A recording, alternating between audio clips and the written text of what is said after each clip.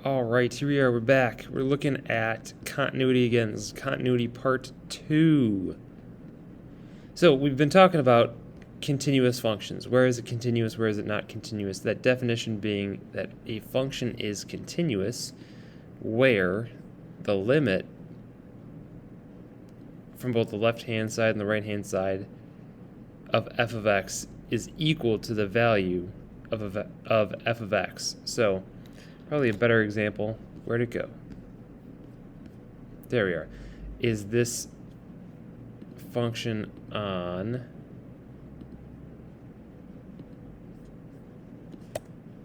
that's not what I wanted to do at all. This function on the right. So because I've got this limit from the left and this limit from the right, they're both equal to the same value, whatever this value is right here. So that limit from the left-hand side and the right-hand side is the same. The problem is f of 5 is up. F of 5 is up here. So even though the limits agree, because f of 5 does not agree with the limits at 5, then it's not continuous. I've got a hole. So we talked about where things were discontinuous, undefined. We talked about our floor function, but we can also say that f is continuous on an interval if it is continuous on every number of that interval. So basically what we're looking at is, all right, I've got this function. It's not continuous everywhere, but I can solve that problem kind of by restricting my domain. So maybe I can't talk about all of this is continuous because it's not, but maybe instead of talking about all of that is continuous, maybe I can just focus on this part, or maybe I can just focus on this part or some other part where it's continuous. And if I can find some parts where this function is continuous, some intervals where they're continuous, then I can make some claims, I can make some headway on evaluating the function and using it in productive ways. So, for example, our first one with this continuous on an interval, I want to show that the function f of x equals 1 minus the square root of 1 minus x squared is continuous on the interval. And that is it's an inclusive interval from -1 to 1. So here's my function. Where'd it go? There's my function. I have a value at -1. I have a value at 1. Now, obviously, I've got, if I were to try to plug in, a negative value into a square root, it's not going to work out. So x squared has to be less than or equal to 1.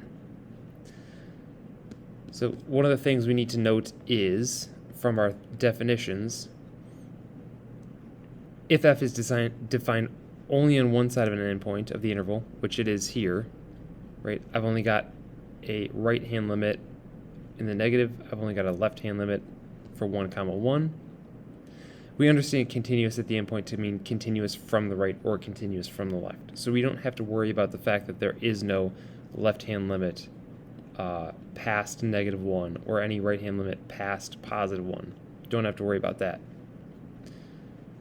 But what I need to show is that it's continuous. So what do I need to show? I need to show that the limit of f of x equals f of a for all points in here. So I need to show that there are no discontinuities, that I need to know that the domain does not have any holes. There are no discontinuities in here. So what I've got here is I could find the limit of any of these values. F of x is continuous here because at any point f of x between -1 and 1 is the same as the limit of f of x. So if I took the limit at any point, it's going to give me the same value as f of x. So what I can find is, let's find some limits. So we could say the limit as x approaches negative 1 from the right-hand side of f of x. If we were to evaluate that or investigate that, if we were to investigate that limit,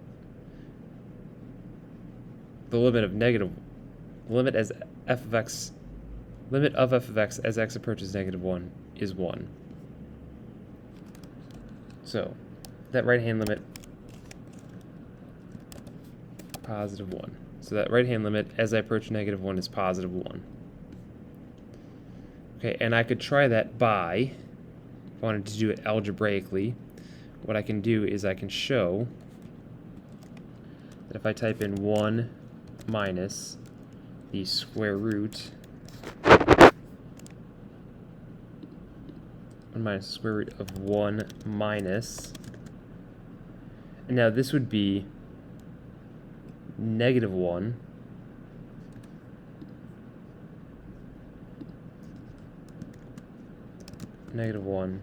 squared, which would be the same as 1 minus, this would be 1 minus 1, which is 0, so square root is 0, which is 1. So this limit, I can show the right-hand limit, or even the limit in general, should be 1. So our right-hand limit is 1. Okay, so that's half of the problem. I also know that f of 1 is 1. Right, so here f of 1 is 1. If I were to find the limit, I could do this same thing,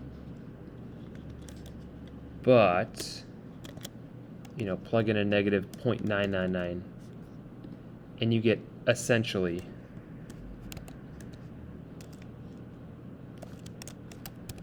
one.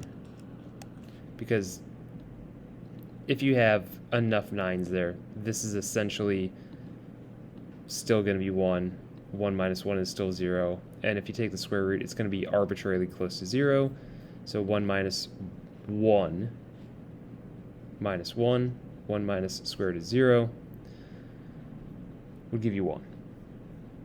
So I've shown that the limit, the right-hand limit, this is the right-hand limit part, is 1. I showed that it agrees with f of 1, so I've got continuity through there. I could do the same thing. The problem is that I can't try to do this with a left-hand limit because no left-hand limit exists. But I can do the same thing here, but instead of negative 1, just make it a positive 1, and it's the left-hand limit. So if I make that a positive 1, I get the same thing. Now if I make this a left-hand limit, a 0.99999, we get the same thing. So again, our limit agrees with f of negative 1. That should be a negative 1. That's a typo. Where'd that go? Our limit agrees with f of, negative 1. Our limit here agrees with f of positive 1. So because the limits agree with f of a, it is continuous at least around those points, and there are no other discontinuities here. So I know it's continuous. I could do that for any point. There are no other discontinuities to worry about. Okay, so if f and g are continuous at a and c is a constant, then the following functions are also continuous. So if I were to take a continuous function plus a continuous function, I'm going to get a continuous function. If I subtract continuous functions, I'm going to get a continuous function. If I take for example, let's say 3 times sine of x. I know sine of x is continuous. So if I took 3 times sine of x, I'm still going to be continuous. I could multiply 2 continuous functions and get a continuous function, and I could divide them provided that g of a is not 0, because then we've got a new discontinuity. So in this case, maybe you do for g instead of sine of x, because that can cross your 0. Maybe you do maybe you make this sine of x plus 2.1, right? So that you don't end up with a 0 there ever. So we got a proof. These are our simple limit laws. You can read through that on your own.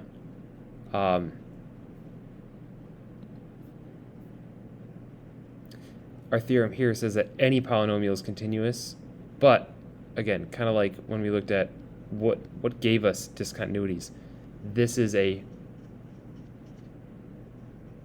quotient of polynomials. So individually these polynomials are good, but when you take their quotient, you get a problem. X squared is fine, but when you take the quotient, you get a problem. That's really what throws us off, is that dividing part. So any rational function is continuous wherever it's defined, as long as it's continuous on its domain. So what that's saying is,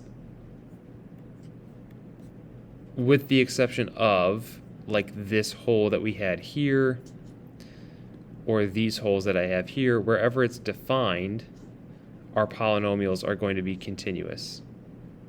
So rational functions are also continuous except for these holes, which is it seems like a kind of a cheating way out, right? We're saying, well, it's continuous except for the holes. Just ignore the holes.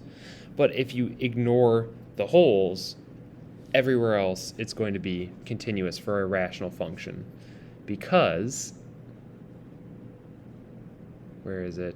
because each part of the rational function is continuous. If you take out the holes, if you take out x equals 2, then you get rid of the problem. So as long as you take out that hole, it's going to be continuous everywhere else, because each individual piece of this rational function is continuous.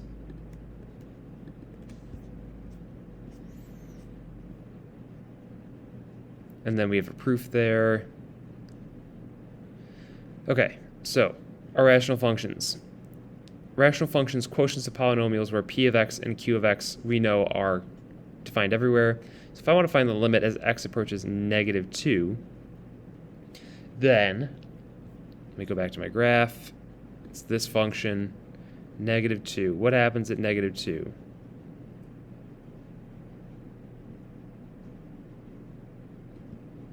Doesn't look like, or no, I'm sorry, not -2. Yeah, as x approaches -2. What I can do is I can use some limits. I can figure out what is the limit of p of x as x approaches -2, what's the limit of q of x as x approaches -2. I'm going to ask you to try that on your own.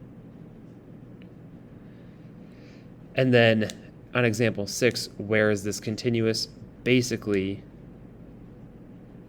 I need to know, what's the domain, what are the restrictions, what are the things that are going to make this a problem. Arctan, or tan inverse, I know is continuous for all x. The natural log is not going to affect that too much. And then x squared minus 1, I know that 1 I can't divide by 0, so if x is 1, we're going to have some trouble there.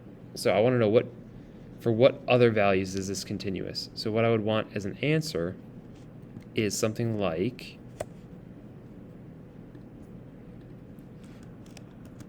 if I were to graph this,